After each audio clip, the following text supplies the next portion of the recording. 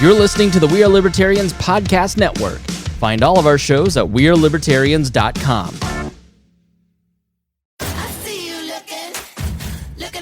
Hey loves, Haley Steinfeld here. Let's be real. When I'm on the red carpet, everyone wants to know whose dress I'm wearing. But here's the thing. We're so focused on those details, we're missing something that's actually way more important. Breast health.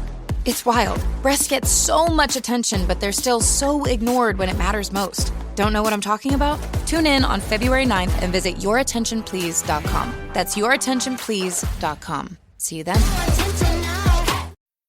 This episode is brought to you by Abercrombie. There's nothing better than the perfect jean and going out top combo, or an outfit that perfectly matches your plans. Abercrombie's relaxed jean goes with every occasion. Date nights with something lace, or daytime with a cozy sweater. And their barrel jean will surprise you. It's the trend that will become a staple in your wardrobe. Abercrombie denim comes in tons of rises, fits, and washes. Find your perfect pair online or in store. Can I pause for a second and just note that we got Brian on here who's getting Congressman Massey on, and our typical lineup includes like homeless people that believe in Bigfoot. Welcome to the Brian Nichols Show, your source for common sense politics on the We Are Libertarians network. The Brian Nichols Show is the fastest growing liberty podcast that brings together people from all means of political thought as we seek to have meaningful conversations about the issues you care about. At the Brian Nichols Show, our goal is to leave the audience educated, enlightened, and informed. And now your host, Brian Nichols. Well, I gotta say, it was definitely a nice surprise for my birthday this year. I got money from the government instead of me giving them money, because obviously my birthday was on tax day. And the fact that I was getting a $1,200 check from the government on my birthday it was a nice surprise. But hey, at least it was a little bit of the money that I paid in taxes. But I'm going down a rabbit hole. You guys are here on the Brian Nichols Show. Yes, I am your humble host, Brian Nichols, and you are here on the Brian Nichols Show, part of the We Are Libertarians network. And of course, you are here for as always, a phenomenal guest joining here on the Brian Nichols Show, because my goal here on the Brian Nichols Show is to bring on people who are infinitely smarter than me, and today is no exception, as today I am joined by libertarian economist and former senior fellow at the Cato Institute, Dan Mitchell. Now, Dan is well known within libertarian politics, specializing on fiscal policy, as well as particularly focusing on tax reform, international tax competition, and the economic burden of government spending. Prior to joining institutions like Cato,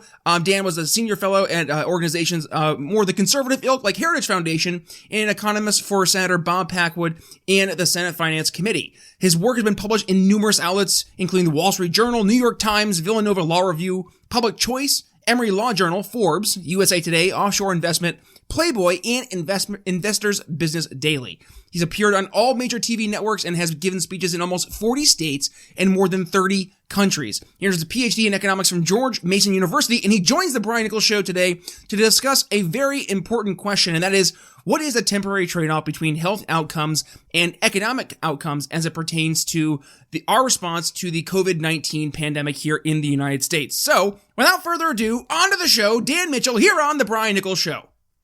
Glad to be with you. Absolutely glad to have you, sir. So you are a public policy economist hailing from the great Washington, D.C., our wonderful capital of the United States. But right now it has been more affectionately labeled as the swamp. So let's kind of start out this, Dan. Let's show the folks out there in the greater United States podcasting world that you are not a swamp creature and you are one of the good guys. So let's kind of walk through your bio and kind of explain how you got to where you are in libertarian economics today. Well, the first thing I'll say in my defense is that I'm not actually in Washington, D.C. I'm in Fairfax, Virginia. There we go. And I am outside the Beltway, the I-495 Beltway that circles Washington.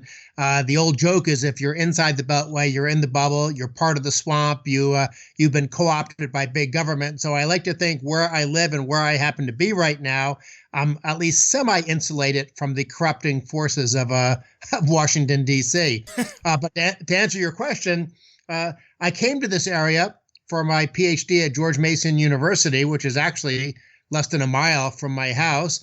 That's a great center for free market thought, public choice scholars, Austrian school experts. And once I got here and started working on my PhD, I started working in the think tank world, Did a little stint on Capitol Hill for Senator Packwood and the Finance Committee many years ago. But most of my career has been at the Heritage Foundation and the Cato Institute, and now I'm chairman of the Center for Freedom and Prosperity, which is a smaller think tank focusing especially on international economic issues. So nowadays, what would you say is your primary focus as we're taking a look into to economics? Is there any particular area you like to specialize in?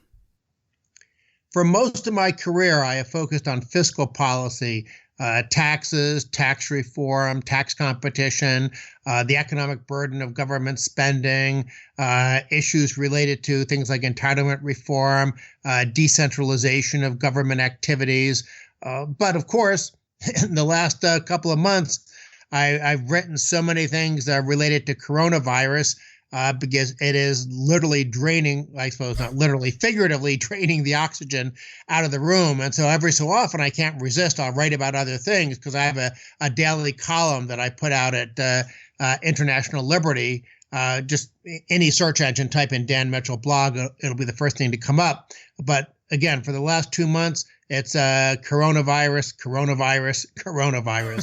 And understandably so, right? I mean, obviously, we have not seen something of this global scale I want to say probably World War II, but even still, the economic impact that we're seeing really as not only a nation, but as a world is really government saying, stop, like complete stop on all, production, on all commercial activities. And it's kind of weird to experience this firsthand because and the way I actually heard it explained, I believe it was Peter Schiff who said this, it's the great pause. And that's kind of what it feels like right now, is that literally somebody hit a gigantic pause button on literally everything across the world. And it seems like we're finally getting to this point where we're starting to maybe get the engines at least turned on, not revving, but we're turned on right now here as we're recording April 13th. So let's kind of set the stage here. Dan, obviously we're looking at a situation where we have a global pandemic, and there's been really two schools of thought.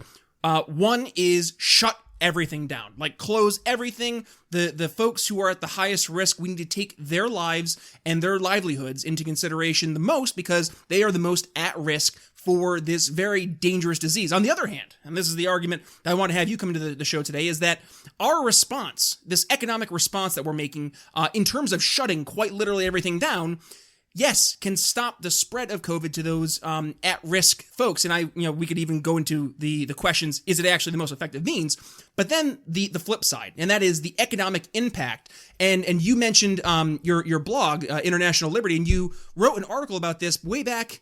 I say way back because it feels so way back, about 3 weeks ago, March 24, the temporary trade-off between health outcomes and economic outcomes. And that's partly why I want to have you on the show today, Dan. Actually, I'd say it's probably the main focus because I have seen this two schools of thought. Either A, you want people to be able to go into the workplace if they are not at risk, or if they are at the very least lowest risk categories, to be able to still keep things going. The other camp saying, don't you care about people's lives? Don't you care about the people who are sick? So as I've set the stage here for you, Dan, take that argument and let's kind of walk through what is the best way, or at least the most economically rational way to approach this coronavirus COVID-19 pandemic that we find ourselves in today.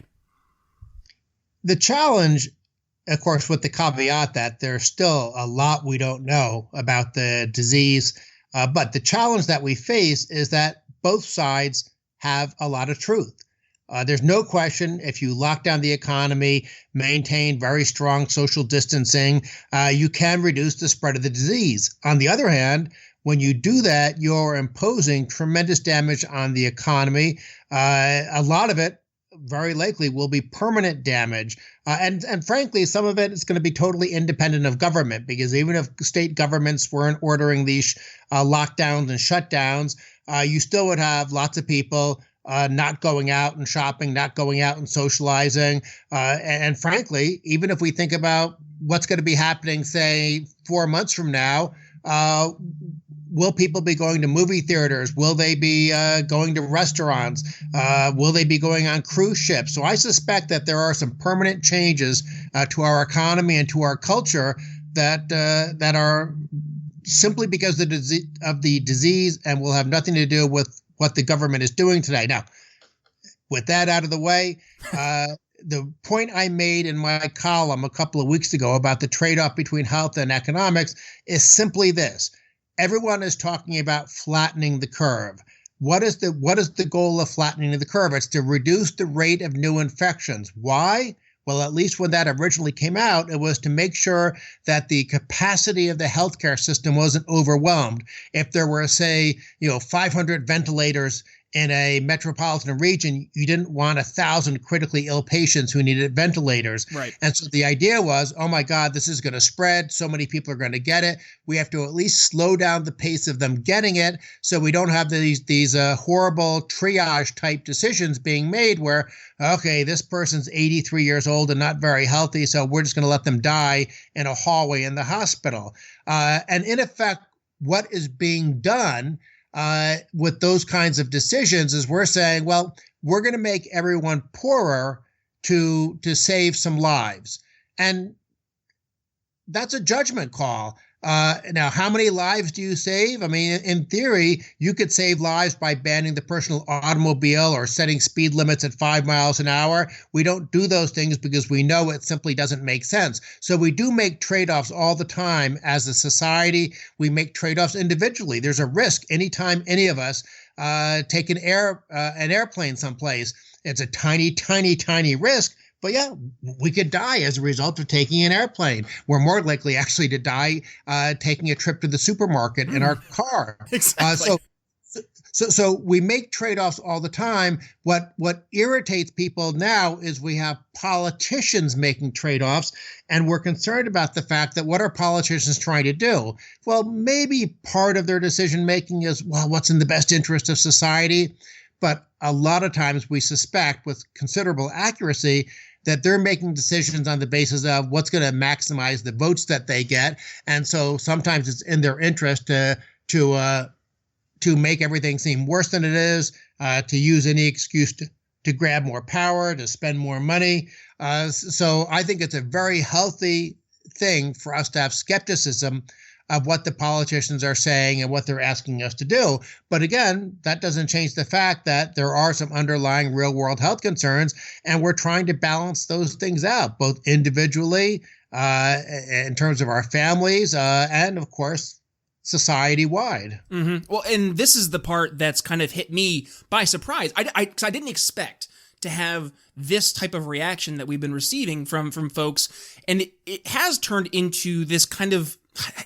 It shouldn't be political, Dan, but it's become political, and that's the part that drives me crazy. And the only comparison I can really make to try and fit what I think is happening right now with this response to COVID-19, and it's really the response to COVID-19, and that's when I look at what's happening with the climate change argument, the Green New Deal argument, and it really comes down to either A, you're with us and trying to promote this brand new Green New Deal that we say is going to change the future. It's going to save, the planet in 10 years, because right now we're on that ticking time bomb. 10 years, the world's going to change as we know it. And if you're not with us, you are a science denier. And I'm hearing that today. And this is what's kind of catching me off guard, is I'm hearing this same argument. You're a science denier, only instead of it being a science denier, it's you don't care about people. You only care about money because you're only talking about the economics.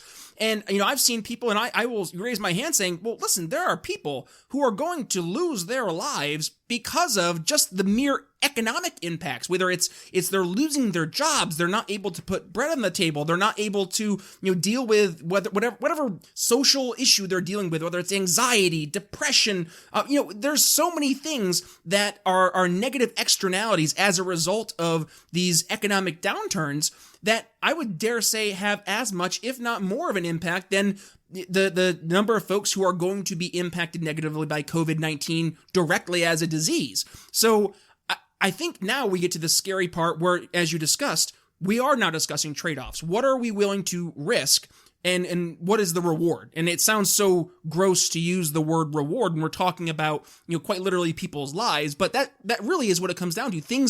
All things in life, I would dare say, are based in some form of economics. And in this case, it's supply and demand. So I'll frame this question to you in this way, Dan, because I've had this question framed to me, and I said, instead of me trying to answer the question completely out of my element, let's go ahead and ask the experts. And that question is there a study or something that we can look back to and say, listen, we can objectively state that per percent of unemployment rate, you can on average see X number of people who are negatively impacted with their lives, in more terms of mortality. Is that something that we can say, listen, this is something we need to tangibly take as real information and be concerned with? Or is this something that unfortunately, we're stuck in talking in abstract? There is real world evidence. It's actually used all the time in the legal system and the regulatory analysis apparatus of the government, where there's very strong data on the health of a society in terms of longevity, average lifespans, and the prosperity of a society. Simply stated, people in rich countries, all other things being equal, live longer than people in poor countries. If you're going to choose where to be born in the world, you don't want to be born, say, in South Sudan. You want to be born in a rich Western society because your lifespan will be much longer because you're in a healthier society because of all the things that are made possible by prosperity, whether you're talking about healthcare infrastructure, the quality of life. So there is this trade-off, and there's all sorts of analysis and studies about, how much should you spend to try to save one life? And sometimes they measure it in terms of things like quality life years. I mean, it all gets very technical and probably very boring, but it does happen. We do measure these things. Courts measure them when they're looking at legal issues. Regulatory agencies look at it. I just gave the example before about how much money do you want to spend for a policy that would save one life? Well, in some cases, like mandating seatbelts, that actually by a traditional cost benefit analysis, that saves lots of lives, and it's very worth it because the cost of installing the seatbelts is so low. Whereas the absurd example I gave you earlier about, banning private automobiles or requiring 5-mile-an-hour speed limits, we instantly and naturally reject that because it's so preposterous. But given that we have 30,000 or something fatalities on the roads every year, well, what are you? You want people to die? Why don't you want 5-mile-an-hour speed limits? So yes, these trade-offs get made, and one of the big trade-offs, at least, especially in the long run, and this is why I in the title of my column, I specified that there's only a temporary trade-off, because in the long run, the correlation between the wealth of a society and the health of a society is very strong. In the short run, though, we are dealing with this painful trade-off because of the coronavirus, in part because we just don't know the answers on some things. And what's frustrating, to sort of get me back to one of my favorite topics, which is criticizing ineffective and incompetent government, it would be great if we were more like some of these East Asian economies that were more decentralized and more market-driven in terms of testing and personal protective equipment. South Korea. I mean, look at South Korea. They had testing readily available within weeks. Yeah. Now, they've had to deal with being neighbors to China and all the viruses that have come out of China, SARS and things like that. They're more sensitive to it. So I'm not really blaming necessarily policymakers for our somewhat slower reaction, but I am definitely blaming the FDA and the CDC for having these just incredibly silly bureaucratic hurdles where you can't start producing new equipment without getting some bureaucrat to check 5 boxes on a form. You can't unveil a test without some lengthy, complicated FDA procedure for approval. I mean, in a normal environment, that kind of regulatory burden is a hassle. It's like, driving over a bumpy, curving road when you'd rather just drive on a straight line to get to a certain destination. But it's not a deadly thing. Well, when you're dealing with something like a coronavirus, the impact of these government rules, people presumably are dying because the government's regulations are so inane and so senseless. These bureaucrats, these bureaucracies don't want to give up control. That they think that somehow they're all knowing and they should be all powerful in this field. And in reality, one of the lessons we should be learning is that, okay, if the government wants to say these are the quality standards you have to meet for a protective mask, fine. Put those quality standards on a website and say, if we catch you making masks that don't meet these standards, we're going to throw your CEO in jail. Okay, let's do that. That's a reasonable compromise. But don't have it where you can't actually start producing the mask until some bureaucrat, 6 weeks later can swing by your factory and then pick up some masks and take them back to Washington for then a 6-week trial period. You can literally kill people with that kind of senseless check-the-box bureaucratic approach. Or let's take it a step further. Just allow people to make the masks and say, listen, here's our CDC or FDA guidelines. We say that as you, a consumer, a rational, smart consumer, you should be looking for these certain criteria to have been met. And if they've been met, we will give our FDA, CDC seal of approval. And you know that product has been met by our standards to be a safe product. And if you don't do that, then, well, I'm sorry, if you buy a product that does not have our seal, then we can't be held responsible for whatever happens as a result of that. And one no look further than what we have with the supplement industry for weightlifting and so forth. I mean, you can go to bodybuilding.com and buy any supplement you want. Everyone says at the very bottom of it, this has not been approved by the FDA. But for some reason, the protein powder still helps me when I lift weights to get stronger and get bigger muscles. It's amazing how that works. And it's almost as if I don't need to be told by the CDC, by the FDA, what is and is not good for me, that I, as a rational human being, can make those decisions for myself. And one thing that's been driving me crazy, Dan, and I'm gonna turn the conversation this way. It is the argument that has been trust the experts. And I've been going crazy because I hear this parroted quite a bit throughout not only the media, but also from people by and large in everyday life. It's saying, trust the experts, trust the experts.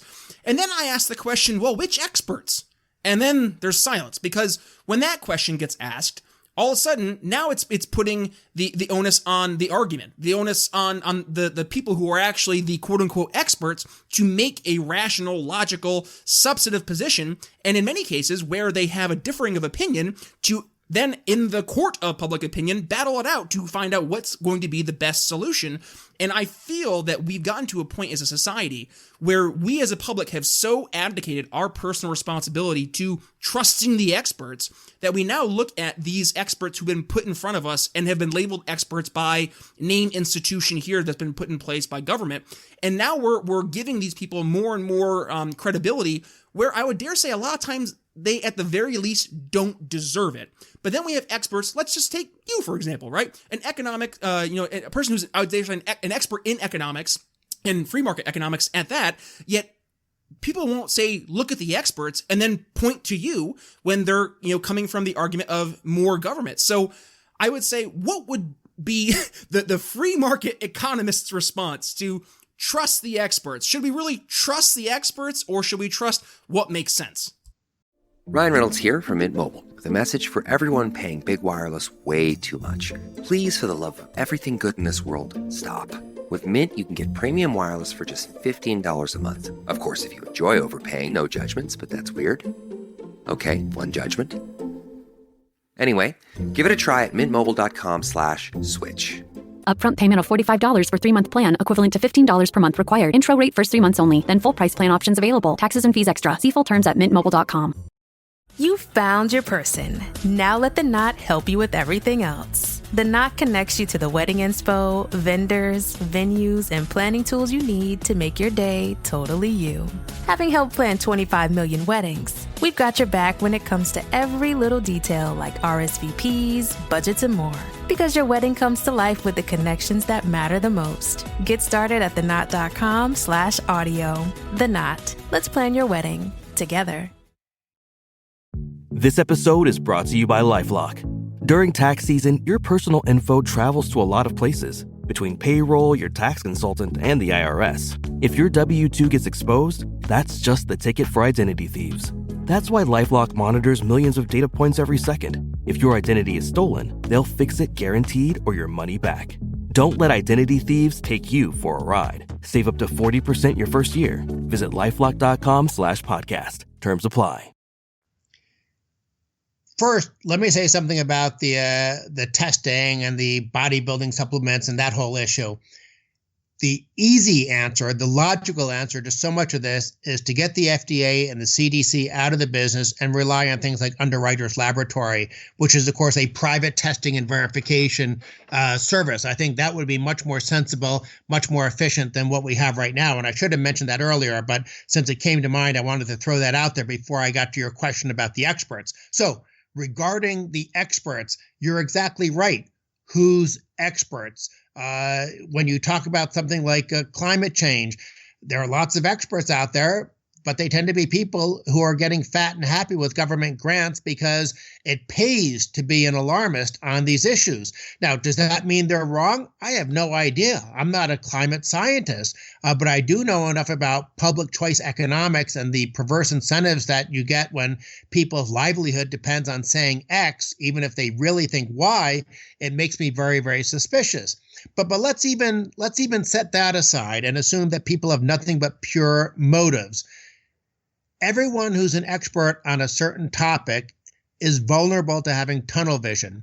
So if we took all the 18th century French literature professors at a university and said, from now on, you're in charge of running the university, well, you'd probably have the best 18th century French literature department in the entire country, but would you have the right amount of biology professors, the right amount of finance professors? What would happen to everything from the structure of the intramural program at the university to the football team to the dormitory building and stuff like that?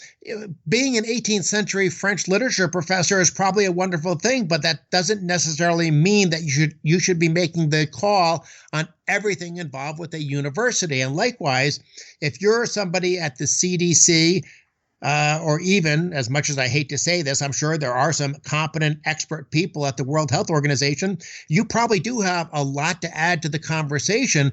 But does that mean that you're the only person who should say anything about this debate? Are you the only person who's qualified to look at these trade-offs between, well, do you completely sabotage and kill the economy with the negative long-term consequences that has on longevity, mental health, all sorts of aspects that should be part of this conversation? Of course you want a broader array of experts, even if we're talking about completely well-meaning, completely intelligent people without an axe to grind, which of course is probably a little bit of a fantasy to begin with. Quite literally a little bit of a fantasy to begin with. And then this, I think what we just did here is we painted this picture very, very well. And I'm going to try to bring it full circle because you mentioned about, the 18th century French scholar at that college. And it made me really think back. I was actually just reading this article and it said, if we were experiencing COVID-19 in the time period of the Spanish flu, 1917, 1918, that COVID-19 would be much worse. And I stopped for a moment and I thought to myself, isn't that funny that they just completely acknowledged our entire position in a headline? Because what's different between 1918 and 2020? And the obvious answer is an increase in technology. An obvious answer is the increase in interconnectivity. Globalism, for whatever people want to argue about globalism, it's pros, it's cons. I don't care. The fact we are in a global society now, and looking at where we are 2020 versus 1918, I would dare say that the economic conditions of people across the globe, and this can obviously be supported by empirical data, saying people are objectively in a much better position, GDP per capita, than they were back 100 years ago. And it's because of those advancements, not only in technology, but because there was that incentive structure in place for, again, yes, an open economy, people being able to engage in commerce that created a situation where now we're dealing with COVID-19 and we're not seeing millions and millions of deaths. And I mean, we are so lucky to be in the era that we are in currently. But I think we're almost forgetting the reason that we are in such a good position is because we were embracing and supporting these policies that were at the very least allowing things to progress. And now we're seeing, like you mentioned, Dan, 2020, what's holding us back? It's been the response of government. It's been the response of these unelected bureaucrats who are deciding what is and is not good without having to have that instant response from the market, really an instant response from the consumer. And we saw firsthand, there were companies out there who were ready to answer the call. I mean, we had companies who were ready to produce ventilators and masks in an instant, but they couldn't. They weren't allowed to because of government red tape.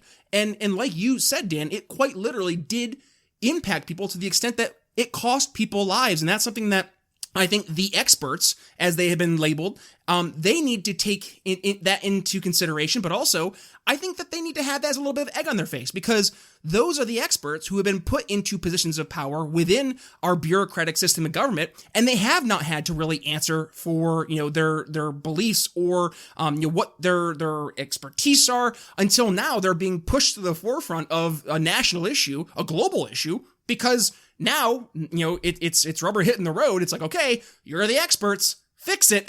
and they're all kind of like, uh-oh, like now we're at the point where we're getting called in their bluff and we gotta show the cards. And the reality is we have all twos. And I'm sorry, you're not going to win the game that way. And I think now they're at that point, they're just trying to like save face until they get to the point that either A, this kind of just starts to fizzle out on its own, much like what happened in 1970, 1918, or we find a vaccine, which fingers crossed could happen sooner rather than later. And I know that there's a lot of companies who are working on that. But we really need to see something happen. But right now, those experts, again, are the ones who are standing in the way. They are standing in the way. And one of the things that I hope comes out of this whole exercise is that instead of just giving the FDA and the CDC a big budget increase, which is the normal let's reward failure approach that you get in Washington, I'm hoping, desperately hoping, that maybe somehow even some of the more statist-oriented members of Congress will say, you know what?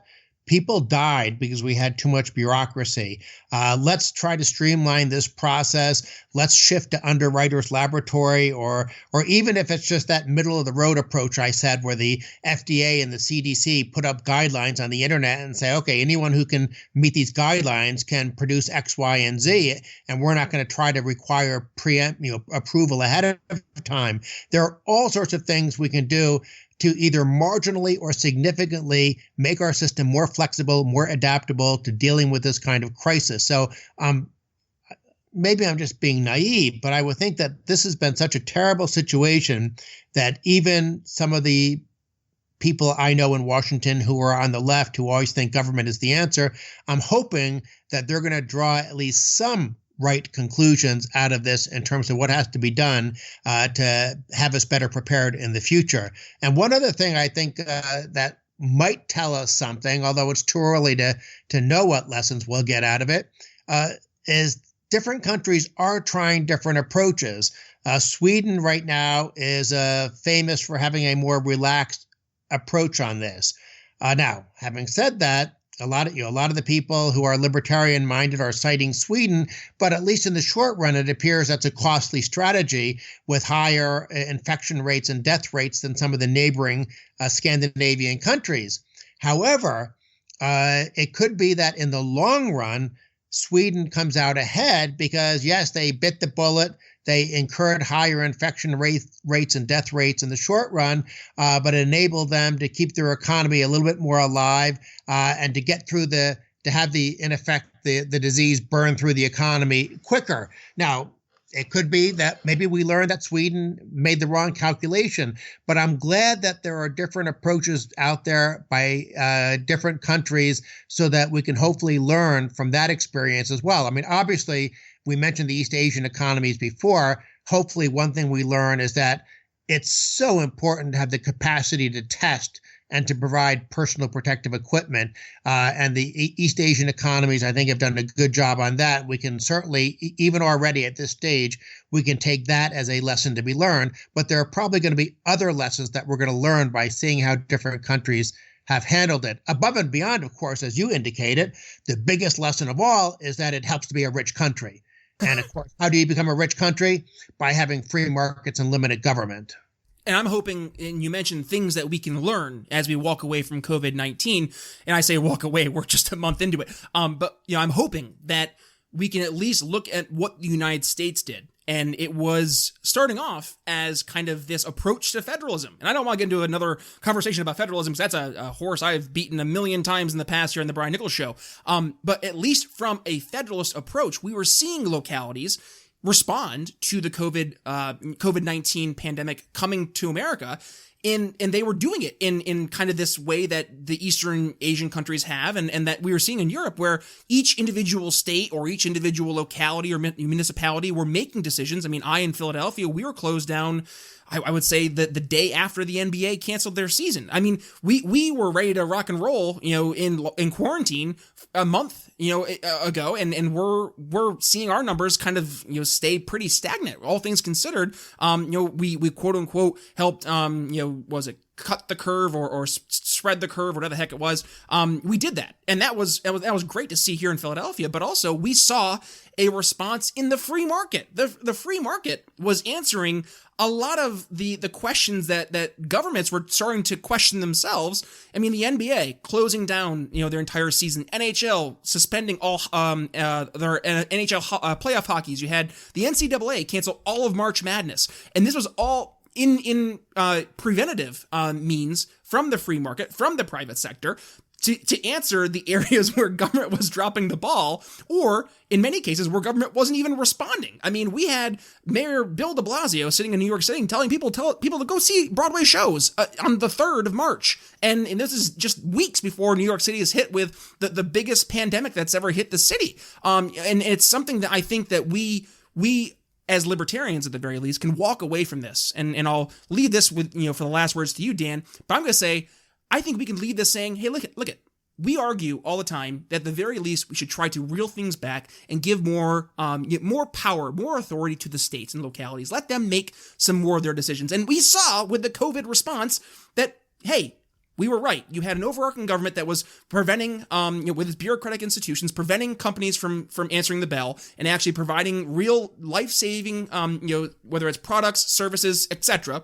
But also, you had private sector or localities who were starting to shut down, starting to quote-unquote quarantine themselves way before any government did. So doesn't that really just speak to what we're saying every single day, that federalism, at the very least, is a good starting point for us to build a society around instead of this cookie-cutter, one-shoe-fits-all approach that government seemingly has taken here in 2020? The lesson that I learned, of course, is that decentralization, federalism is much better than a one-size-fits-all approach out of Washington. Because frankly, what's best in terms of a large city that's heavily reliant on mass transit like New York City, what's best there is going to be different than what's best in South Dakota. There are politicians in Washington right now saying, there are some of these states that haven't issued stay-at-home orders yet. Well, if you're in the middle of Wyoming, you don't need a stay-at-home order. And especially given that all the news and attention that's been given to this issue, I'm sure people in Wyoming are just as cognizant of social distancing as people in Philadelphia and New York City and Washington, D.C. right now. So yes, let 1,000 flowers bloom. Let's have some decentralized decision-making on this as part of our answer to this. But I'll close up with where I started. There are still things we don't know. And I don't want to pretend to be, it's bad enough when you get 2020 hindsight armchair quarterback types. Well, we're still dealing with things where we don't know. All we can do is just hope and pray that we come out of this with as little damage to our country and to our economy and to our families as possible. And that's going to mean striking the correct balance, letting markets perhaps play a bigger role than federal bureaucrats and politicians and regulators, and otherwise just hope for the best. Amen, Dan. Well, listen, I will go ahead and make sure I include all links to not only your social media, but also to all the great works you're doing, specifically mentioning that at International Liberty, which, again, I'll include the link to that in the show notes as well. But just for folks who are listening along, where can they go ahead and follow you if they're interested in learning more about yourself, but also interested in staying up to date with all the economic work that you're doing? Well, the organization I run, the Center for Freedom and Prosperity, is freedomandprosperity.org. But in terms of my output of material, probably the easiest and simple thing to do is either follow me on Twitter at Daniel J. Mitchell, although I'm sort of shadow banned So maybe the smartest thing is just to go to my blog, International Liberty, just go to any search engine, type in Dan Mitchell blog, and somewhere sort of on the top right, you can put in your email address and automatically every day get the column mailed to you. I, of course, don't use the email address for anything else. There's no charge for it. I push out this material as part of the educational mission that we have at the Center for Freedom and Prosperity. Awesome. Well, listen, Dan, it was an absolute pleasure, and definitely we'll be sure to be keeping an eye on how things transpire. And as we, looking back months ahead from now, we'll make sure we have you back in the show, and we'll do a post-mortem of this conversation and see where things stand. And hey, maybe we'll be proven right. Who knows? Let's keep our fingers crossed. We have some good news. All right, folks, so that's going to wrap up my conversation with Dan Mitchell as we discuss the temporary trade-offs when we look at the trade-off between health outcomes and the economic outcomes as it pertains to the COVID-19 coronavirus pandemic as we are here April 2020. And this is a conversation, obviously, that needs to be had. So please be sure to share with family and friends, because this is definitely a question that is airing on a lot of people's minds as we approach May, and we're starting to really question, are we going to open up the country again? And I think, we need to make sure we are presenting a smart and well thought out logical argument. And I think right here with the conversation with Dan, especially, as it pertains to his article, which I will obviously include as a link in the show notes, speaks to exactly why it is so important. We get people back to work, but also doing it smartly. So with that being said, guys, a couple of housekeeping notes. I had the absolute pleasure of joining our friend Kevin Warmhold over at his podcast, and it's The Exchange, and we had a presidential debate between 5 of the libertarian candidates, Dan, tax agent Steph Berman, Adam Kokesh, Sam Robb, Mark Whitney, and Ken Armstrong, and yours truly was a co-moderator. So that was an absolutely phenomenal time. I will be sure to include the link to that debate in the show notes, but I'll also be doing a special re-air of this episode as a bonus in the next week or so. So if you wanted to hold on to then, look for that re-air. Otherwise, you can go ahead and hunt it down in your podcast catcher, or just go ahead and click the link right there in the show notes. So guys, with that being said, it was an absolute blast. And as always, if you want to follow me on social media, at B Nichols Liberty, both on Twitter and on Facebook. But hey, you know what? I'm going to leave us there. It was an absolute fantastic time with Dan Mitchell as we discuss the temporary trade-off for health outcomes and economic outcomes for the coronavirus. But signing off for Dan Mitchell, it's Brian Nichols here on The Brian Nichols Show. We'll see you next week. Thanks for listening to The Brian Nichols Show. Find more episodes at briannicholsshow.com.